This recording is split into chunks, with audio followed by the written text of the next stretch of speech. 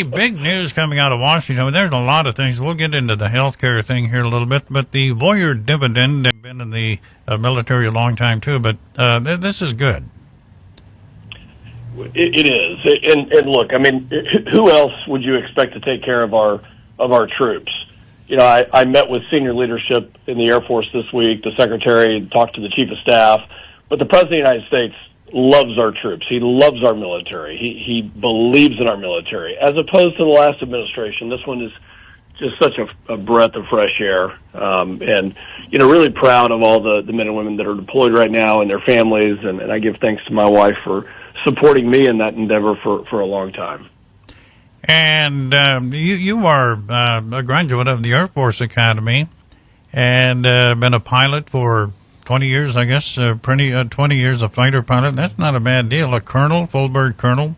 And you've been on the Long Blue Leadership podcast and all kinds of things. So thanks for your service.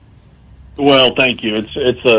I got to live my dream. And my grandfather served in World War II. A great-grandfather served in World War II. But the one grandfather who flew, I just wanted to be like him. And that greatest generation was so special to our country.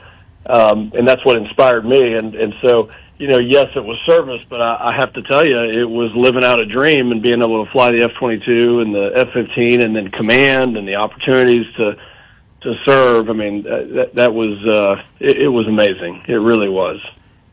When you lift off on one of those fighter jets off the runway, how fast are you going at that point? Oh, gosh. Well, we're going to get into one of my favorite conversations here. You know, when you push the throttles up in a Raptor, which is the most powerful airplane in the world, you can accelerate down a runway. I mean, let's say you were taking off at Midland International. You can accelerate down that runway, and it's probably about 10,000 feet long runway. By the end of the runway, you've gone from 0 to 400 miles an hour. I mean, you're going so quick and so fast that it's just amazing. And you can accelerate. You can start to climb, and you can accelerate going straight up, which is amazing. So there's more thrust than there is weight on the aircraft, which the power of that jet is. It really is truly amazing. How long would it take you to fly from Midland full throttle in that thing? That's amazing, going straight up. But how long would it take you to get from Midland to, say, Abilene over to Dyess? Well, let's do some quick math. How many miles is it from Midland to Abilene? Let's call it 150 miles. Maybe I'm wrong on that, but you're going. You can go Mach 1.5, which is 15 miles a minute. So you're talking 10 minutes. If that's 150 miles. Yeah, that's how quick you're going. So you are going, you know, the fastest that I've been is Mach 2. That's 20 miles a minute. You're going incredibly fast. And it highlights the point for what we've done this year. We passed the NDAA in Washington this week, and that's the National Defense Authorization Act. 65 years that we've passed this bill in a row. We don't do much in a consistent manner, but this is one thing. And what we said to the military, and especially to our defense companies, is we said, we need you to go faster. We need you to make these weapon systems quicker. We need you to not take years and years and years, but we need you to come out with the technology, get it produced, get it to our warfighters, and don't take forever. In fact, we need you to take less than a year in most cases to get these weapon systems to innovate quickly, get it out there, and let's deliver it to the warfighters. But we need the next version of the F-22, which will be the F-47, announced earlier this year. We need that to be produced very, very quickly, a sixth-generation airplane that can go faster, higher, carry more weapons, and deter and defeat China. All right, 742, 15 miles a minute. Yeah, 15 miles a minute, man, that's... so I just want to say you were pretty close on your guesstimate. Driving from MAF to Dyess is 154 miles. Well, that's pretty good. I'll take that. Yeah. All right, Congressman. You know your counties. Yes, he does.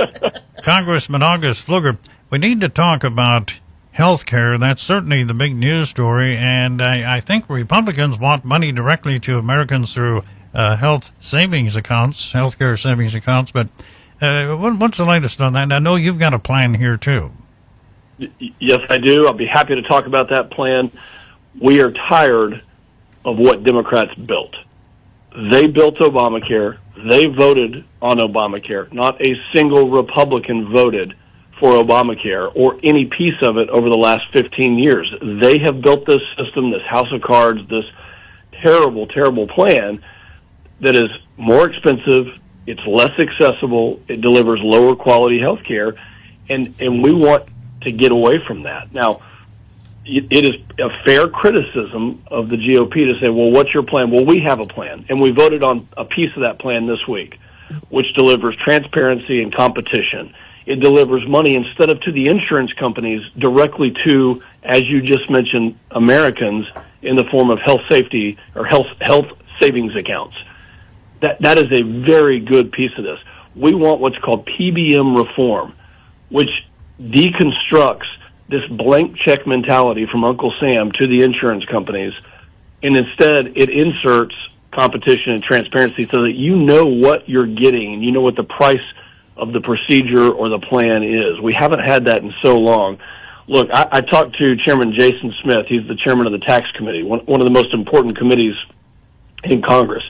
We talked yesterday afternoon at length and said we are going to do a hearing on Capitol Hill come New Year where we bring these insurance company CEOs in front of Congress. And we ask the questions, what are you doing? Why are you taking this money and putting it in your pocket instead of giving a low-cost plan to Americans? We want transparency, and we've got some really good provisions. Now, you just mentioned I have a plan. I do.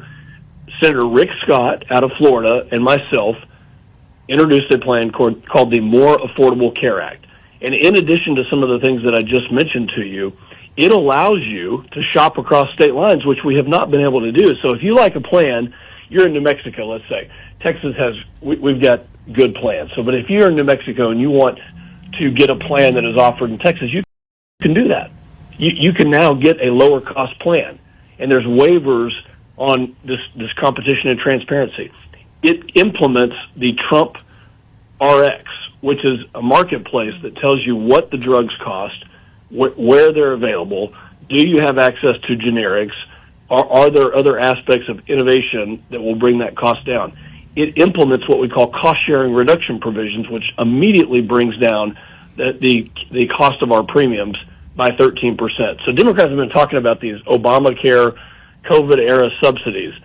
Those subsidies that they're talking about, they do affect Americans, but we're talking about 6%. Republicans want to implement plans that affect all Americans, that bring down the cost for all Americans and give us a choice in the plans that we have. And that's exactly what I'm pushing the Speaker of the House on. And when we come back in January, we're going to implement Step 2 and Step 3, which will make a tangible difference in all Americans' health care. The transparency and the pharmaceutical companies, we hear a lot about that. Are they ripping us off, these pharmaceutical companies? Well, we're paying more than Europeans are paying. And I've had multiple meetings with the White House in the last couple of weeks where we want to have transparency. We don't want to pay more than other countries are paying for these drugs. And so this is an aspect of what we're doing, which is let's just have competition and transparency. There's going to be some announcements at the White House today where the president has worked with these companies. So stay tuned today. I don't want to get ahead of what the president is going to announce today, but he's going to address that exactly under, very, very wealthy countries in Europe. We want to have competition and transparency. That's exactly what the Republican answer is. And by the way, when you look back at the 4th of July, One Big Beautiful Bill, pieces and parts of this were implemented. We're going to start feeling the positive effects of this as we get into 2026. All right, let's talk about the economy. And come first of the year, sometime in the new year, Congressman August Pfluger is with us on KWEL. Congressman, tax cuts will be affected or kick in, and other parts of the Big Beautiful Bill. And the citizens of this country will begin to feel the effects of this. There's a lot of talk, the economy's not doing well, Republicans lose the midterms and all that kind of stuff. But you tell me it seems that Republicans will look pretty good here once all this kicks in. Well, we know that a midterm is always tough for the party that has the White House, the party in power, historically speaking. And, that's going to be true in this midterm. By the way, if you haven't registered to vote, go register. We need everybody to participate. But I think you're exactly right that when people get their tax return back, they're going to realize that they're getting more money back this year than they did last year. Had we not passed that one big, beautiful bill, we would have had the largest tax increase in American history, the single largest tax increase in American history. But instead, we decided to make sure that if you're on a fixed income and you're receiving Social Security, that there's no tax on the first portion of that. That if you're out there day in and day out, putting food on the table for your family, working in a restaurant, that there's no tax on tips. That if you want to get an overtime shift, that there's no tax on overtime. And that's just scratching the surface of that. What about buying an American-made car? Now you're going to be able to deduct the interest that you pay on that loan for that American-made car. And that's going to be retroactive to the start of 2025. We've already passed that, but you're going to feel that positive impact April 15th of next year when you get to deduct all of the interest for this entire year on an American-made car. That's a pretty good deal right there. We passed that. Democrats voted against it. We believe in the American family. They think the American family is just used for leverage. Back to medical here for just a minute. Is the day on the way when we can see these medicines and all the things that are so many of them made in China and elsewhere? Can we see pharmaceuticals actually manufacture drugs here in this country? Absolutely. I mean, this is something that the president believes in. I mean, when we're talking about supply chains, 90% of what they call the active pharmaceutical ingredients, the APIs, come from China. We need to reorder that. It doesn't happen overnight. We need to manufacture more here. By the way, what's the original manufacturing job in this country? It's oil and gas. It's the foundation of our economy, and we've worked very, very hard to make sure the administration acknowledges that. But you're right. Whether it's medical equipment or whether it's the pharmaceuticals, we have been and we have created a system that has been very reliant, I would even say dependent on China. We've got to get away from that model. The president's working hard. Congress is working hard. We have a China Select Committee that looks at these types of things. So you bet we are moving in that direction, but it doesn't happen overnight. Yeah, what happens if we are in a war with China? Obviously, that's going to be a problem for a lot of reasons. But it's a huge problem. I mean, they could very easily shut that spigot off, and we would be in a world of hurt. And I think that's exactly the problem that we've identified. I mean, Sleepy Joe Biden, he didn't know, he had no clue about that. We're hit with COVID, and he just assumes, these people around the world, let's just let millions of people in.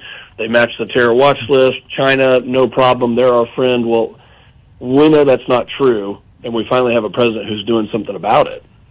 Congressman August Pfluger on KWEL, AM 1070 and FM 107.1. I know that you've also a plan in place here to help public safety communications and improve preparedness. In other words, so we can avoid what happened down in Kerrville. Well, Craig, thanks for bringing this up. I'm really proud of AST, the company that is situated out there at the Midland Odessa International Airport. They produce satellites, and these satellites go up into space, and they're launching these right now, and they've been doing a great job for the last 4 or 5 years to give you, instead of just having a cell tower, now if that cell tower doesn't provide coverage, then your phone can switch to satellite coverage. You don't even know it.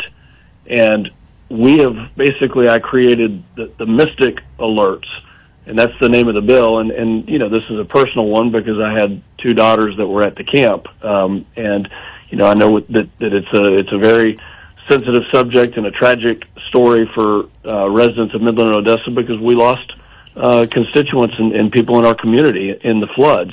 And it was hard for us as well, and I wanted to to do something about it. And these Mystic Alerts take what AST, the satellite company, has done, and instead of relying on cellular data and cellular coverage, as we all know in West Texas and in the Hill Country as well, that you don't always have that coverage. So let's use satellites to deliver those emergency notifications, those FEMA or National Weather Service or whatever it is that we need. But in this case, flood alerts that would help help people down in the Hill Country and in areas that really need it. But that's I'm proud to have named it the Mystic Alerts, and I think that this will pass and become law.